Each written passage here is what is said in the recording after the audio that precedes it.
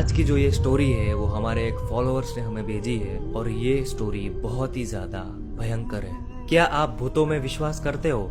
अगर नहीं करते तो ये कहानी आपके लिए है। अमन नाम का एक लड़का एक कंपनी में काम करता था। उसे कभी भी भूत प्रेत पे विश्वास नहीं था। वो भूत प्रेतों को दिमाग का भ्रम मानता था। एक दिन उसके ऑफिस पे बहुत ज्यादा काम होने की वजह से वो लेट होता है। देर रात को वो अपनी बाइक लेके घर जाने के लिए निकलता है। एक सुनसान से रास्ते पे उसकी बाइक खराब हो जाती है। वो अपनी बाइक को लेके पैदल ही चलने लगता है। उसे बस स्टॉप दिखता है और वो वहाँ पे रेस्ट करने के लिए रुकता है। तभी उसके पास में एक साधु आके बैठते हैं। अमन उसके साथ में बातें करने लगता है और तभी बातों बातों में वो साधु को ये बताता है कि उसे भूतों पे बिल्कुल भी विश्वास नहीं है और अगर सही में भूत प्रेत होते हैं तो उसे दिखाई क्यों नहीं देता। साधु उस लड़के को एक स्मशान घाट में लेके जाते हैं। वहाँ पे जाके वो साधु एक लोहे की कील को जमीन में गाड़ते हैं और उस कील से एक धागे को बांधते हैं। उस धागे पे 4 पताशे को रखा जाता है और उस धागे के एक छोर को अमन को पकड़ने को बोलते हैं। अमन अब बहुत ही ज्यादा डर रहा था। उसके हाथ पैर कांप रहे थे, लेकिन फिर भी उसने उस धागे को पकड़ा। उस साधु ने अमन से कहा कि यहाँ पे 4 आत्माएं आएंगी